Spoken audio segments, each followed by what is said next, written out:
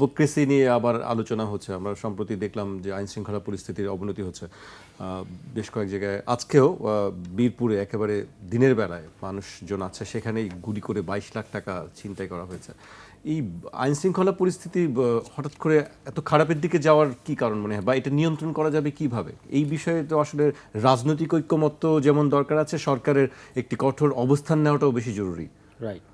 আচ্ছা, এটা বলবো, কিন্তু তার আগে একটু আমি একটা রেসপন্স করি, নাহলে একটু ভুল বোঝাবুঝি থাকবে।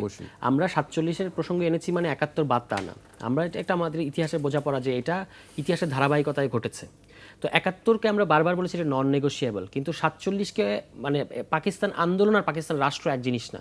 পরের পাকিস্তান রাষ্ট্র যেমনই হোক, পাকিস্তান আন্দোলন তো এইখানকার এই অঞ্চলে মানুষই করেছে, এবং যাদের এই যে শেখ মুজিবুর রহমান, তাজউদ্দিন, তারা কিন্তু এই আন্দোলনের অংশ, এবং তারা মৃত্যুর আগ দিন পর্যন্ত বলেন নাই যে আমরা আন্দোলন করে ভুল করেছিলাম। পরে পাকিস্তান রাষ্ট্রটা অন্যরকম হয়েছে, সেটা অন্য বিষয়। আমি বলবো যে 47 না হলে আপনার আজকে কাশ্মীরের মতো অবস্থা হতো। যদি আমরা অখণ্ড ভারতের অংশ হতাম, তাহলে এই কাশ্মীর আজকে যেই সমস্যাটা পড়েছে আমাদেরকে একই অবস্থায় পড়তে হতো। এই কারণেই 71 যেমন নন নেগোশিয়েবল, 47 আমাদের ইতিহাসের অংশ, এটাকে মেনে নিতে হবে। এবং 24 হচ্ছে এইগুলো ধারাবাহিকতায় ঘটেছে। তার যে ঐতিহাসিক প্রতিশ্রুতিগুলো ছিল, যেগুলো বাস্তবায়ন হয়নি, সেগুলো 24 বাস্তবায়ন করবে। এটা হচ্ছে আমাদের মোটা দাগে বক্তব্য। আইন শৃঙ্খলা পরিস্থিতি হঠাৎ হঠাৎ খারাপ হওয়াটা খুব রহস্যজনক।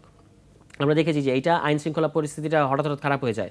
এবং মব যে ব্যাপারটা বললেন, মব আসলে যে কোনো গণতান্ত্রিক রাষ্ট্রের বিরোধী ধারণা একটা, মানে আইন আপনি নিজের হাতে তুলে নিতে পারবেন না।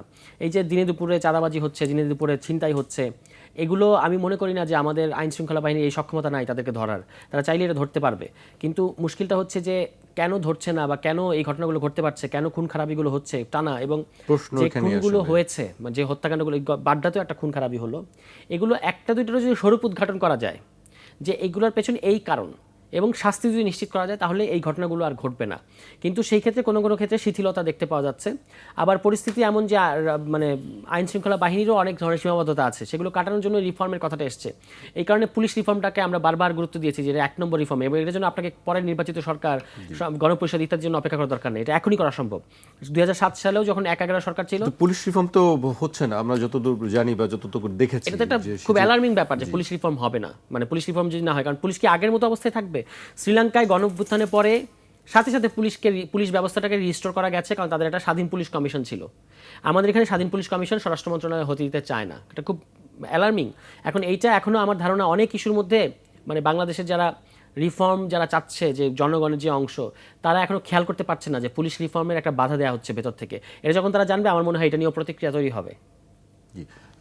আজিজ ভাই, আপনি কি বলতে চান আসলে আইন শৃঙ্খলা পরিস্থিতি এবং পুলিশ সংস্কার? এখানে তুষারের সাথে আমি একমত হয়েই বলতেছি, কিছু যোগ করি যে শিথিলতা। ধরেন সাবেক রাষ্ট্রপতি আব্দুল হামিদ দেশ থেকে বেরিয়ে গেল, সে তো হত্যা মামলার আসামিও ছিল। 3 ঘন্টা 5 মিনিট ভিআইপি লাউঞ্জে ছিল। ওখানে সব গোয়েন্দা সংস্থা আছে, ইমিগ্রেশন আছে, সবাই আছে। আব্দুল হামিদকে চেনে না। ওয়ালটন আবারও মিলিয়নিয়ার অফারে ওয়ালটন ফ্রিজ কিনে আপনিও হয়ে যেতে পারেন মিলিয়নিয়ার। এটা বললে তো হবে না। কিন্তু সেটির সঙ্গে শুধু একা পুলিশ কেন, অন্যান্য বাহিনী বা আমি বলছি, সবাই তো, আমি ওইটাই বলছি, সবাই ছিল, তার ভিতর দিয়ে ভেদ করে গেল। অর্থাৎ এখানে তাকে বেরোনোর সুযোগ করে দেওয়া হয়েছে। কিন্তু যখন বিতর্ক শুরু হয়েছে, তখন 4টে পুলিশ কিন্তু চাকরি গেছে। জি, তো পুলিশ তো ট্রমাটাইজ হয়েছে যে আমি ভালো কাজ করতে গেলেও তো বিপদ, আমার নির্দোষ, ওখানে ছিলাম তো আমার চাকরি গেল। এই কারণে পুলিশ ইচ্ছে করলে পারে। এখন হলো পুলিশের শক্তি তো কিছু কমছে এই কারণেই, যে ধরেন এই যে মামলা, সেই ফ্যাসিস্ট সরকারের সময় একজন হত্যা হয়েছে, 500 জন গায়েবী মামলা, চাঁদা তোলো। হ্যাঁ, এখনো হয়েছে না। আমি দেখছি যে আইন উপদেষ্টা বারবার বলছে যে এইসব মামলা করা যাবে, কিন্তু হয়েছে তো। কারণ হচ্ছে পুলিশ মামলা নিতে বাধ্য, নাহলে সে ভয় পায় যে আমাকে ফ্যাসিস্টের দোষর, তাই আমার চাকরি নেই, অথবা আমার কিলে মেরে ফেলবো, এরকম তো ব্যাপার। এই জন্যে পরিস্থিতিটা একটা সুস্থ পরিস্থিতি আনতে হবে। ধরেন আমি বলি, যখন ডিসি পদায়ন হয়, হ্যাঁ, তখন কিন্তু আমি নিজে, আপনি সার্চ করে দেবেন, 7 দিন পরেই সচিবালয় সার্ভে অনুসন্ধান করে বণিক বার্তায় রিপোর্ট ছাপা হয়েছিল, এবং সেখানে বলা হয়েছে 95% প্রশাসন ক্যাডারের লোক ফ্যাসিস্টের দোষর। এই রিপোর্টটা যাতে সরকারের কাছে পৌঁছে আমি কিন্তু একজনকে দিয়ে দিছিলাম। রিপোর্টটা যদি না, এটা পত্রিকায় এসে দেখার কথা, তবুও আমি দিছি। কিন্তু আপনি খেয়াল করে দেখেন, ডিসি পদায়ন করছে সবটা প্রশাসন ক্যাডারের, আর এর বাইরে 25টা ক্যাডার আছে। আপনি বলেন তো দেখি, নূতন যদি একটা অভ্যুত্থান ঘটে একটা সরকার যেখানে প্রশাসন নিয়ন্ত্রণে নাই, ফ্যাসিস্টের দোসর, পুলিশ সবই তো অধিকাংশ ফ্যাসিস্টের, সবই বলা যায়, এটা বাই ফোর্স হোক আর বাধ্য হোক ছিল। তো আপনি আর 25টা ক্যাডার থেকে লোক নিতেন, এটা তো ডিসি হতে তো আইনস্টাইন হতে হয় না। হ্যাঁ, আপনি 7 দিনের ওই সাভার ইউনিভার্সিটির পাশে, জাহাঙ্গীর ইউনিভার্সিটির পাশে 7 দিনের ওরিয়েন্টেশন ট্রেনিং দিলেই তো ডিসি পারতেন, বা পারলেন না। আপনি ডিসি পদায়ন করে দিলেন, পদায়ন নিয়েও কত কেলেঙ্কারি, যে টাকা পয়সার পদায়ন করার পরে কিন্তু এই ফ্যাসিস্টের দোসর, এই পারে না, এর উড্ড করে, এর চাকরি খায়, এগুলি করছে। পুলিশ এখন পর্যন্ত এই কয়েকদিন আগেও একটা এসপিকে চাকরি খাইছে।